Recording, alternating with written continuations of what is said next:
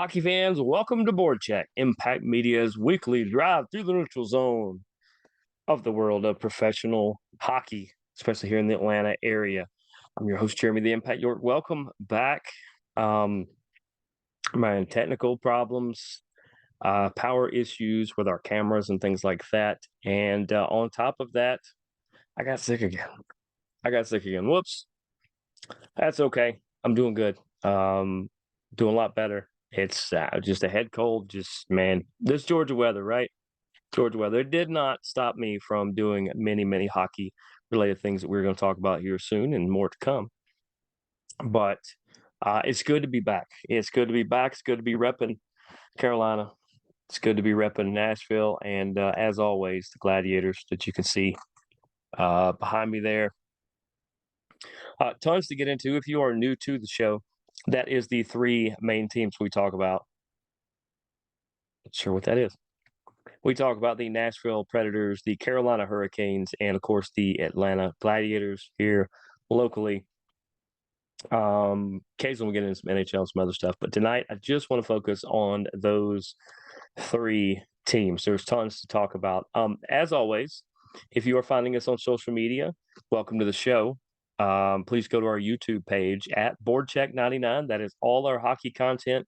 You will occasionally see some rugby on there, although not a lot lately. We might add more later, but at BoardCheck99 is the sole place and home of all our hockey content. It was our original stuff here at Impact Media, and when I started up the other stuff, I just made a new YouTube channel. So definitely go check out, leave a question, comment, suggestion, rating, review. Not sure what that is. But there it is, whatever that was. Okay. But make sure to click on the bell where you know when the next episode drops. Subscribe. We saw some new subscribers on there. I'm going to give you guys some shout outs on the upcoming shows. Definitely appreciate you guys listening. And if you want to catch all of our non-hockey content here, as we talk everything from wrestling to MMA to football to college football to United, we talk all different shows, all different things. There are two new shows dropping very soon, by the way, that you guys are going to definitely enjoy. You can do all that by going to impact_media_, and that is our other channel that has all our other stuff other than hockey. And we appreciate it. Like I said, we're going to do some giveaways. So, in fact, if you are watching this show and you are going to be at this Sunday's Gladiator game, find me. And I'll ask you some Gladiator trivia. It'll be really easy. And when you get it right, you'll get a prize. You'll get a prize. Don't know what that prize is yet. We'll figure it out as we go. But that's how easy it is. If you're watching the show and you're going to be at Sunday's game, I think 3 p.m., we're going to talk about that one. Sunday, March 10th versus the Stingrays. That is Neely bobblehead night. So you're already going to get a really cool prize, but I'll get you something else. I'll get you something. We'll figure it out. Anyway, let's start by talking about the Carolina Hurricanes. They have been quite busy in the last couple of weeks. They are up to second in the Metro, just 6 points behind the New York Rangers, who I know a lot of Ranger fans. I really do. I know a lot of Ranger fans. And for them to lose the other night was fantastic. It actually helped a lot. It helped the Predators and it helped the Canes because I believe the Predators are the ones who did it.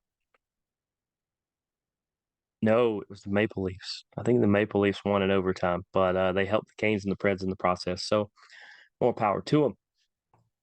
Things going on in Caniac world. They did a story about women in hockey. They're doing a bunch of them that way. They did one about Ellen Etchingham. She has been a 9-year pro scout for the team.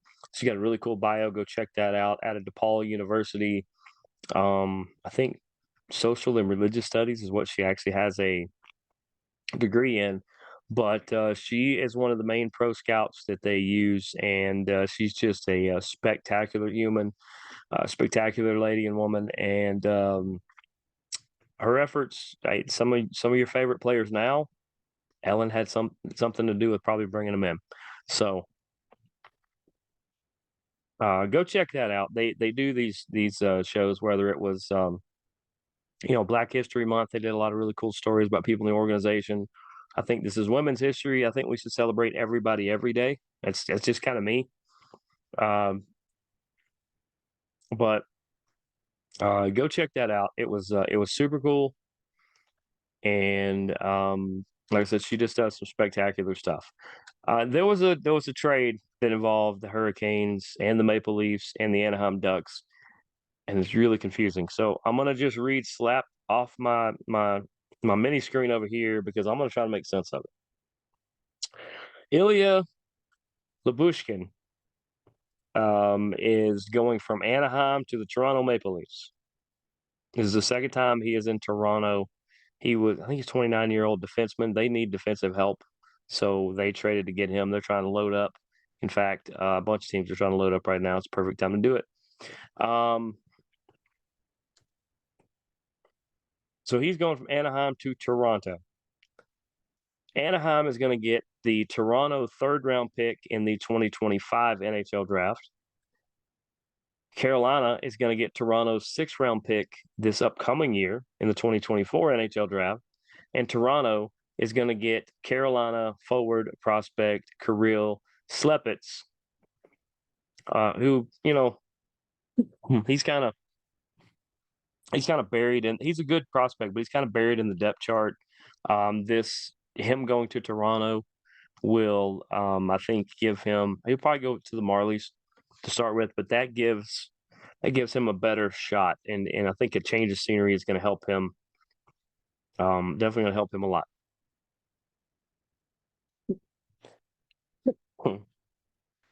Sorry about that. I said, still getting over this. But other than that, looks like Carolina's going to pick up a pick, and all it cost him was a prospect.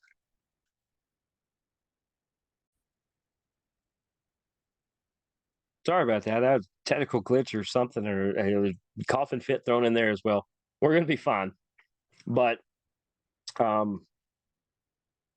that's not all that the Canes have had going on. Pyotr Kochetkov, the young sensation at goalie, he was named the Rookie of the Month for the month of February. He could almost be Rookie of the Month about any month.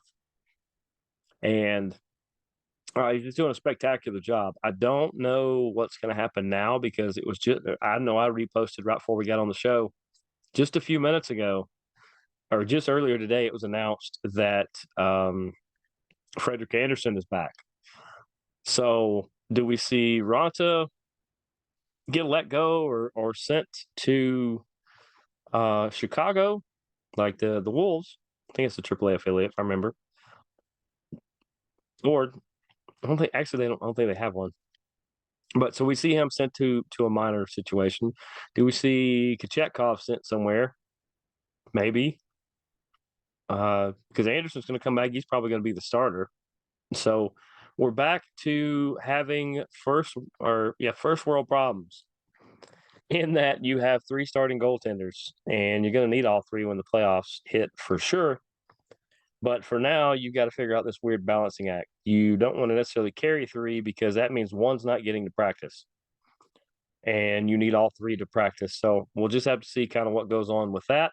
But Kochetkov, Rookie of the Month for February. Outstanding month, outstanding achievement. I told you about the three-team trade, about Ellen Etchingham. I think that's pretty much the Kane stuff. Because, like I said, they are second in the Metro, just 6 points behind the Rangers. I think the number 2 spot or number 3 spot is a way better spot than number 1.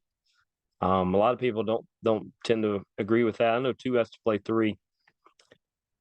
But I would rather be the second seed. I think when you get past the first round, it sets up some better matchups than you always have to take on the surging super team. Because usually the wild card team is one that just came in hot. And so you kind of don't want to run into the buzzsaw in the first round. You want to see them a little bit later on, maybe when they settle down a little bit, or you can plan the matchup better. But second in the Metro right now, I'm fine with that. I'm fine with that because Rod Brindamore has been pretty vocal in saying the Canes are not trying to win the division this year. If they do, great. They are trying to win the Stanley Cup, and they understand you don't have to be number one to do that. And so that's where their focus is.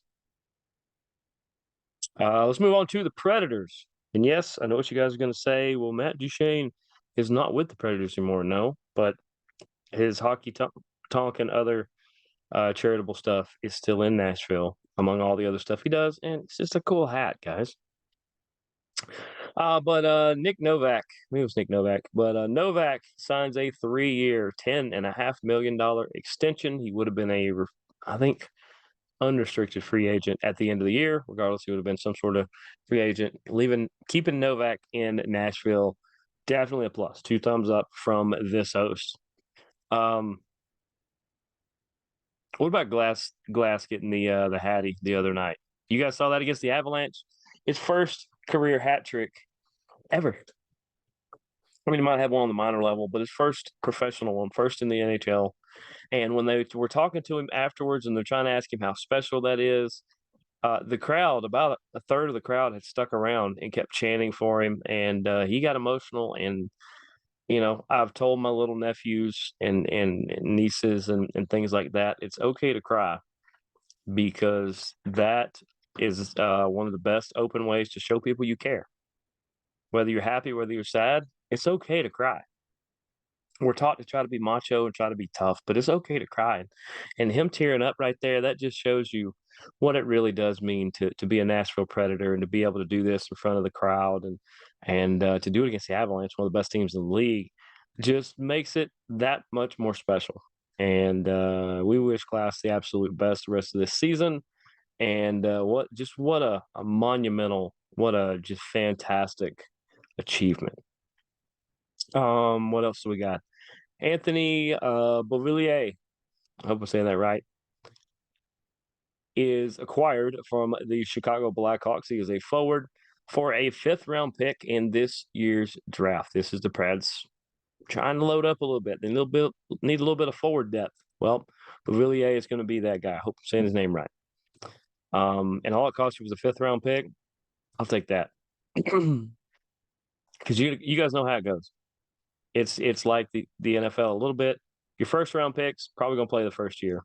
Your 2nd-round and 3rd-round picks might spend a year in the AHL, might not, and but have a pretty good shot of playing. After the 3rd round, you just want to get drafted because then you have to go battle for a spot and continue to battle and work your way up. There are exceptions always, but normally your top 3 rounds are the ones everybody's looking at. The rest of them are the ones that fill out the roster, and it pushes them to battle more. They have to fight for it, where some of the top picks might get benefit of the doubt. It's just the way it happens. Sometimes it happens that way. As far as the Predators, though, they are 4th in the Central. They are 10 points behind the Avalanche, who are in 3rd. They are actually tied with the Vegas Golden Knights for the top wildcard spot. So those are your top 2 wildcards, VGK and the Predators. That are 2 scary teams to be on the wild card. You know what I'm saying? Because there's the wild cards battle, and then the winner of that takes on the number 1 seed. Do I have that right? Or no, the wild cards take on the top seeds. So if you're the top seed, do you really want to see the Predators? Nope. You want to see the Vegas Golden Knights, the defending champions? Nope, sure don't. Those teams are hoping those teams drop, but I don't think that they will. I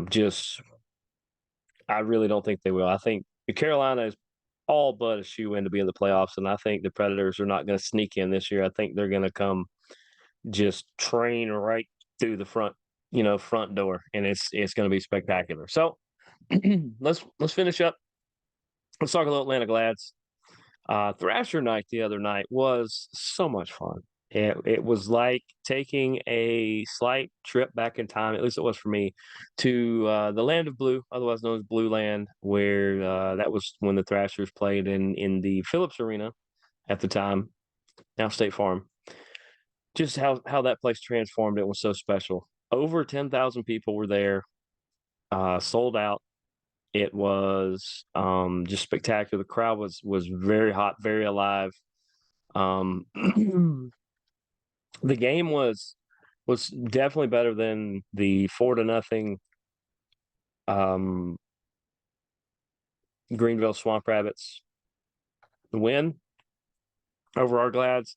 But to see the jersey auction, and we were hanging out in the tunnel as the guys were coming through, whoever won their jersey, they were coming through and taking pictures and signing them and talking to everybody.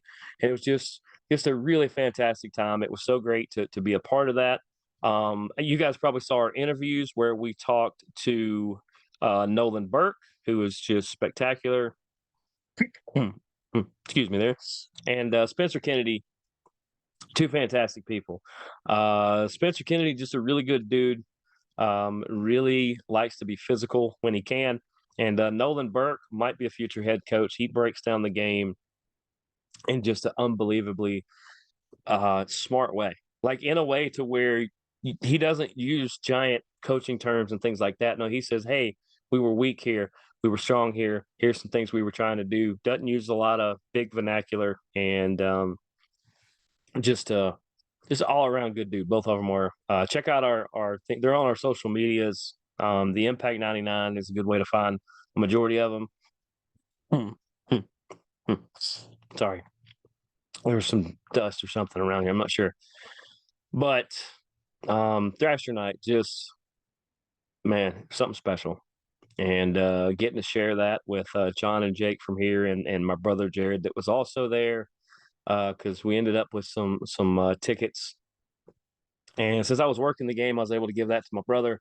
He actually won a jersey auction. He got to meet Micah Miller, otherwise known as one of the best scorers on the team, because he kept looking at me and he said, you know, I think I can win one of these auctions. I was like, oh yeah. I said, any particular player? He said, no, I like them all. He said, but I'm gonna see if I can win one of these. Okay. I let him kind of walk into the crowd a little bit. I stayed back to talk to JD and some other people in the tunnel. And all of a sudden I look over, he's got a big grin. He says, I just won Micah Miller's. I was like, no way. He goes, yeah, I did. I won Micah Miller's, and I look forward to meeting him. And I was just going to talk to, I believe, Nolan Burke at the time, so I did not get a chance to tell Micah, hey, but just incredible night. It was so fun, and like I've told people, it really felt like we were back in Blue Land when Blue Land was just humming.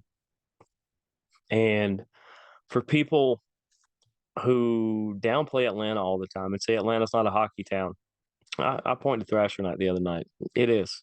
Not only have we not forgotten the Thrashers, we hadn't forgot the Gladiators. We haven't forgotten hockey in Atlanta. And so whatever the now chapters and the future chapters of hockey are here in Atlanta, we're all for it. And I say the same thing about soccer. Soccer will never work in the South. Well, I point to Miami, I point to Charlotte, point to Atlanta, Nashville. Those are places where it's booming. So if you think this isn't a sports town, maybe the problem's you. I'll say it. Don't like it? Find me at one of these things. We'll debate it. Find me at one of these events. Just told you the next one will be at. Come on out Sunday night. Try to tell me this isn't a hockey town. Try to tell me this isn't a sports town. Try to tell me Atlanta can't have a good soccer team or whatever. I'll debate you, and you're gonna lose because, like I said, and people were just booming after the game. You'd think losing 4-0 on a special night, people would be deflated. No, they weren't deflated. They didn't hang their heads. They on the way out, man, we're gonna get them next time. Man, this was so cool. Everybody wearing their Thrasher gear. Just an amazing time. And to see the guys from 92.9 there to support and to hang out, and they did some special shows. Caleb Johnson, friend of the show, Caleb Johnson from 92.9 The Game. He was just a patron. He bought tickets. He sat just next to the Gladiators tunnel, I believe, if I can figure out where his pictures are. Mike Conti and Mike Conti was up in the booth. Sat next to me, night made. I don't think I had met him in person. I've had him on various shows that we've done here on Impact Media. But Mike Conti, just absolute um, spectacular human being. Chatted him up on some stuff that you may see some things here soon. We'll see what happens with that. And Mike Bell was there. Hey man, Mike Bell was there, and he couldn't have been any uh, more awesome as well. Got a chance to hang out with them, take some pictures. You guys probably saw those. It's just fun. I mean, I know I'm in the media, and I try not to really pop and come alive when I meet some of these people that I really follow and respect in the media. But sometimes it's just fun to find the heroes and find the really good people and be able to say hello and chat them up. And I know it's not just because I'm in a media booth with them. If you guys saw them on the street, they'll happily talk to you there, just the same way I would. And I think that made Thrasher Night even better to me. Plus, I was able to bring my brother up for the third period to watch the third period from up top, and it was spectacular. It was really cool, and I know it made my night getting to show him such a cool way to enjoy the game. Um, that was Thrasher night. That was one of the biggest nights of. There's still more. There's still more coming, guys. As let's get a little housekeeping out of the way, and then we'll tell you about the upcoming games, and we will be out of here for the night. They have signed Seth Benson to a ECHL contract. He, the most famous thing up until now, he is Mitch Walensky's teammate from back in the day. Knows Mitch really well. I think he's a forward. He's going to add some depth and maybe shake up the lines a little bit. And we released Brad Barone, who I got to meet in the media booth a couple games ago. Super cool guy. Wish Brad the absolute best. Would love to have him on this show as well. But they have released Brad Barone. Doesn't mean he can't come back. I think they finally got all the goalies healthy, and unfortunately, that makes him the odd man out. It happens. Upcoming games, as I said, this Sunday, March the 10th, that is a 3 p.m. puck drop, the first 1,000 people to this one is getting a Eric Neely bobblehead. Niels is the assistant coach for people who don't know. As against South Carolina Stingrays. Come check it out. Like I said, I'm going to be there. Come find me. Like I said, I'm going to ask somebody some Gladiator trivia, and you're going to win a prize. You might win whether you get it right or not, because I just feel like doing that. But come find me. I'm usually wandering around before the game, doing various stuff on different levels. You might see me on the second level, on the first level. I could be anywhere from the store to getting a burger, because those burgers are good, man. Or the bistro. Um, there's so much good food there. But come find me. Come find me at those. And then next home game after that is the following Sunday. Good chance to see me at that one too, by the way. That is the St. Patrick's Day game. Wear your green. I know they've got some fun things planned. I don't quite know what, and some of it I can't talk about as well. But just trust me, St. Patty's Day is always a special day at the Gas South District Arena and with the Atlanta Gladiators. But that is a 3 p.m. puck drop as well, and they will take on the Toledo Walleye. I don't think I've ever seen Toledo before, so that's going to be fun. And then Friday, March 22nd at 7:30 p.m. against Trois Rivières, otherwise known as Three Rivers. It is hops and hockey night. I would expect there's going to be some beer vendors and other things there. They're going to feature some probably local brews. There's so many fantastic ones over there in the Duluth area, by the way. There's so many I have yet to. I got open invites, and so do you guys to a lot of these places, and they want you to come check them out. And I just have not made it over there. I will make it over there at some point. But hops and hockey sounds fantastic. Other than that, I think that is everything for tonight. It was so great to be back with you guys. This is going to start being a regular show. Not sure what day it's going to drop. We're going to figure that out. But we will be riding the playoff trains as the Canes and Preds are headed to the playoffs, and the Glads round out another fun season because they just got a handful of games. They've got about, I think it's 5 games before the end of the month, 5 or 6. And then they have a Wednesday, Thursday, Friday on the 3rd, 4th, and 5th. of April. Those are the last home games, and then there's 1 or 2 away games, and that's the end of the year.